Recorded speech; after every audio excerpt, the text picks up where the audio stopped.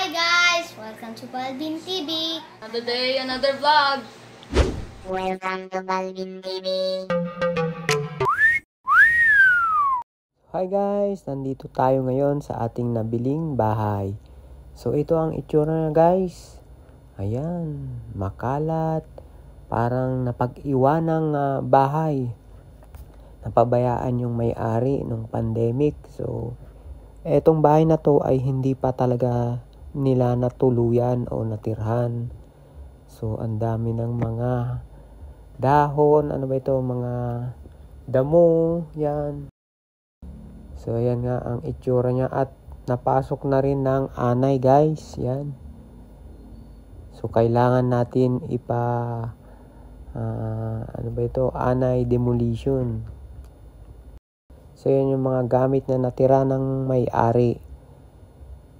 Yan. So ayan yung hagdan sa second floor.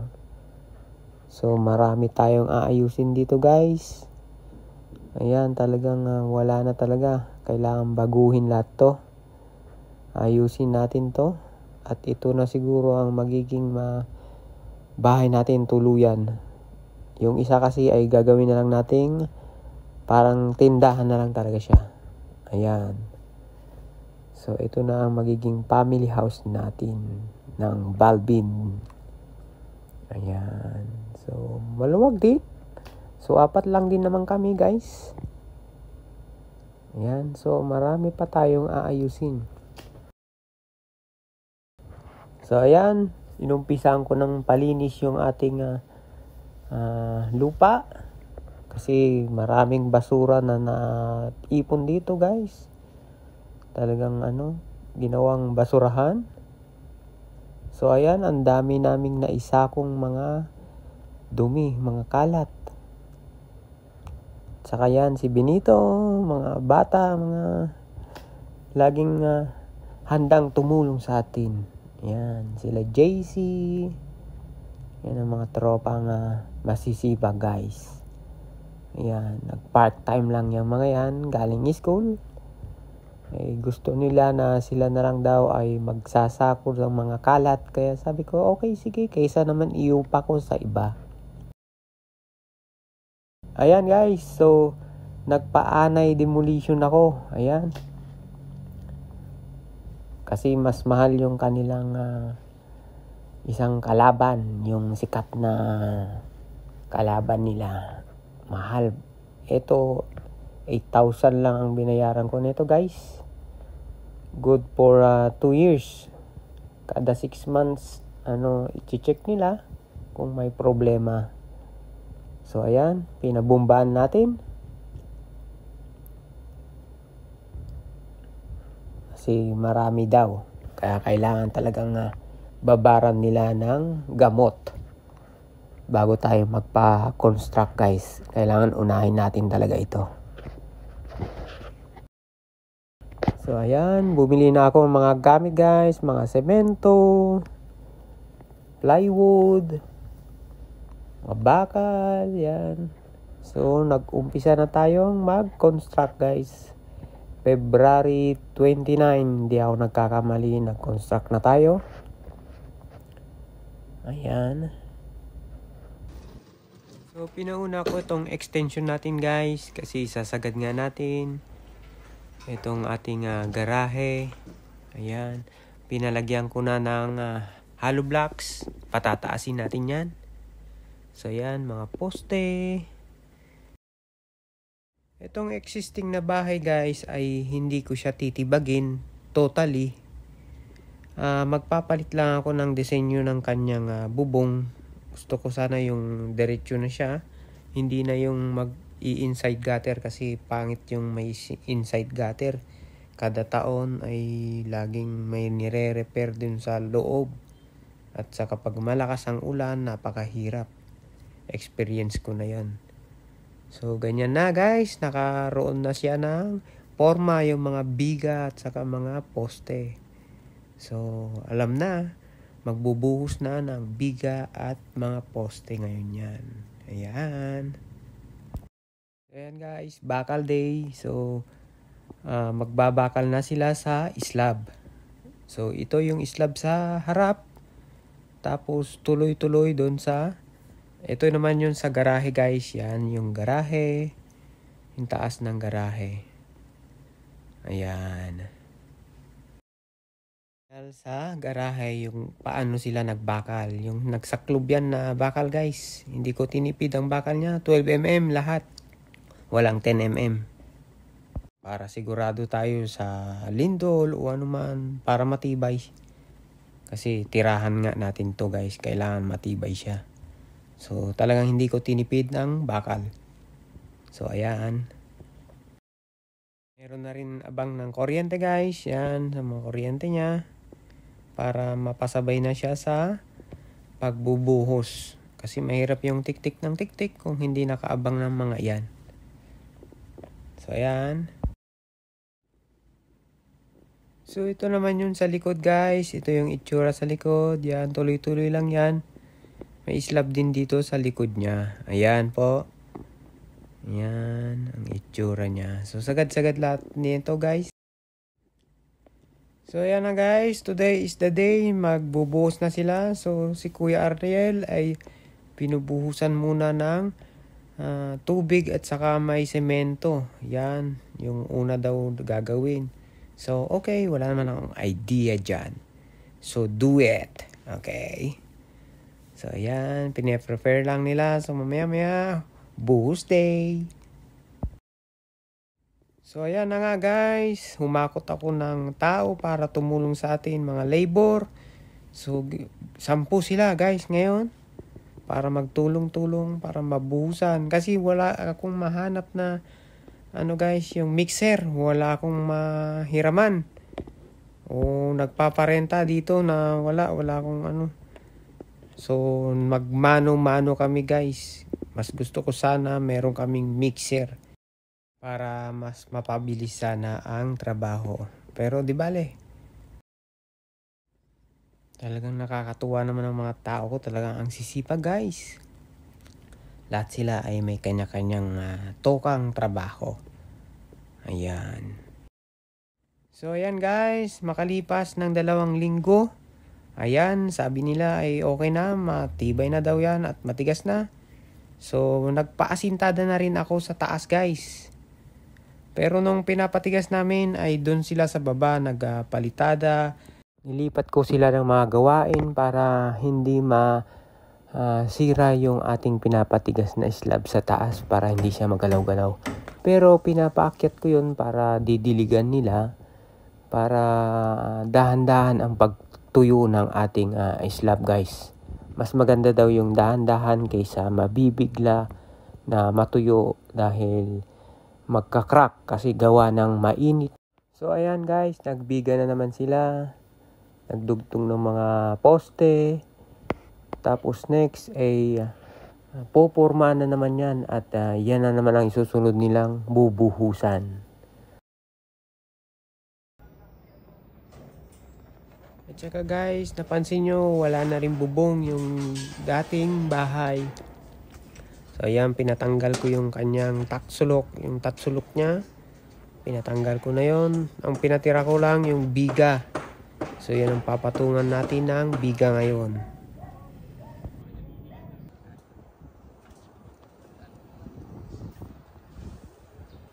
Tanaw-tanaw yung Tagaytay. Tanaw yung Tagaytay.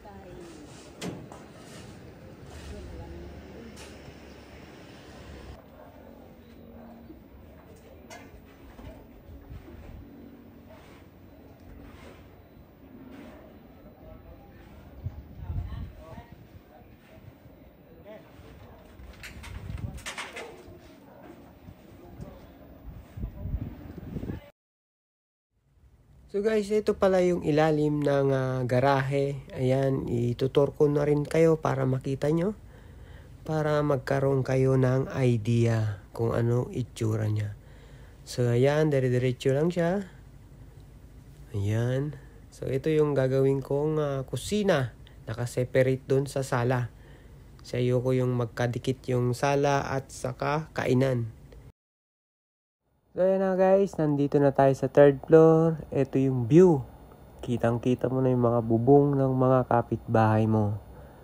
Ayan. So, unti-unti asintada ng mga hollow blocks, palibot. Ayan. Ito, tataasan pa to. Ayan. Nasa third floor na tayo, guys. So, yung pinapakita kong iyon ay attic yun, guys. Yun ay gagawin nating attic. So, ito yung sa harap. Meron na rin akong grill sa harap. Ayan.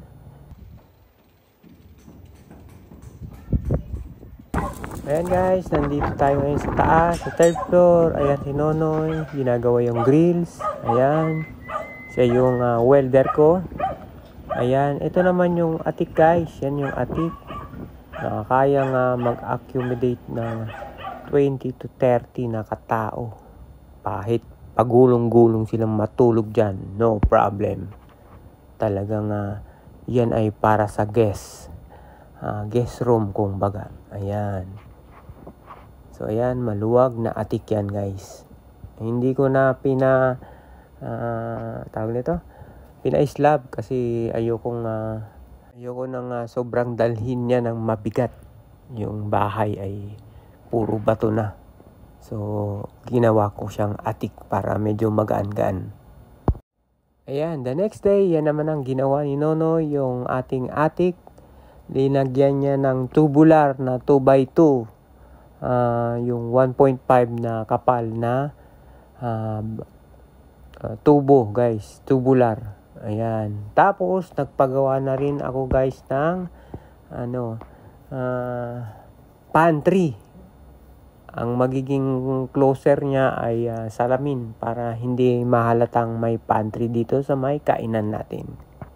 Sa may kusina. Ayan, si Nonoy din ang gumawa ng aking trusses sa taas. Nagbakal na siya sa bubong guys. Ayan, ang galing talagang maaasahan talaga si Nonoy. The best ka, Noy. Salamat sa naiambag mo dito sa aking bahay. The best ka, kaibigan. At lumubog na rin yung araw, guys. Bukas uli. At yan, good morning, guys. Ito na. Nagbabalik ang ating mga trabador. Ayan. Pinipintura na yung ating bubong. Yung ating trusses pala. At ready na siyang malagyan ng bubong. Ayan. Talagang maganda na. Nagkakamukha ang ating bahay guys. Ayan. Palibot na siya. Very good. Ayan. Isipit ng ating mga trabador. Ayan. At dumating na rin yung aking pinakustomize na yero guys. Yung isang diretsong haba na yero. Para hindi na siya putol-putol. Ayan, dadalhin doon sa taas, tatalian yung dulo niya at hihilain nila. Ayan ang ginawa nila para mas mapadali ang trabaho. Ayan, so magtulong-tulong sila iakyat yung aking bubong. Sige, hilain nyo muna!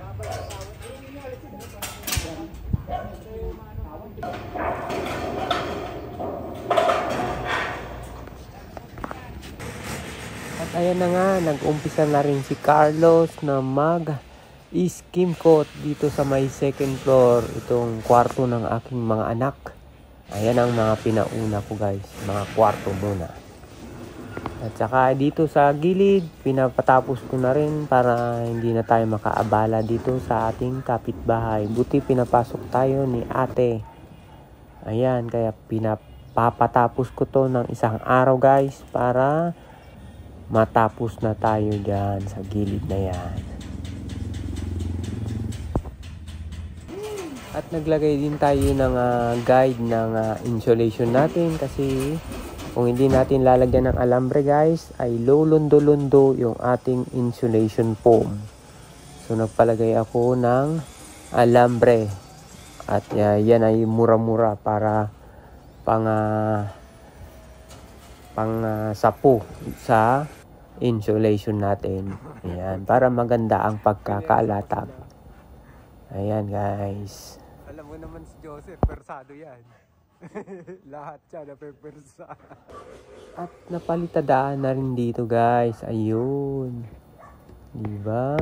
Tapos, dito sa kapitbahay, ayan, tapos na rin at napinturahan na rin ng waterproof na paint. Ayan. Waterproofing. Ayan. Ganda na, malinis na. Tapos, ayan, nakapagpalitan na rin. Dito sa harapan, yan, lalagyan din ng boldura yan para may design yung mga bintana natin, guys. Ayan.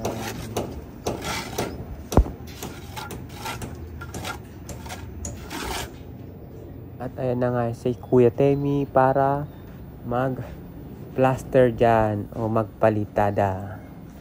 Dito sa second floor, ayan, mga butas na. Tanggal na yung mga bintana guys na luma. At pinabutasan ko na ng mga daanan, pinto. Ayan. Sa CR, ito yung CR. Ayan. Tapos iyan ang mga kwarto nila gwapo, yung dalawa kong anak. Ayan guys, dito sila. Kasi dadalawa lang naman ang aking anak, dalawang lalaki. Ayan, ito yung magiging pintuan nila.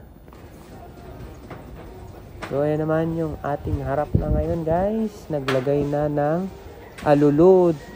Ayan, very good. Ang bilis ng mga trabador ko talaga. At ngayong araw na to ay maglalatag na rin ng yero. Dire-diretso na yan guys.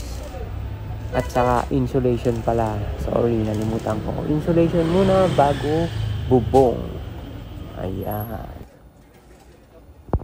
So hanggang dito lang muna tayo guys. Kasi mahaba na itong ating video.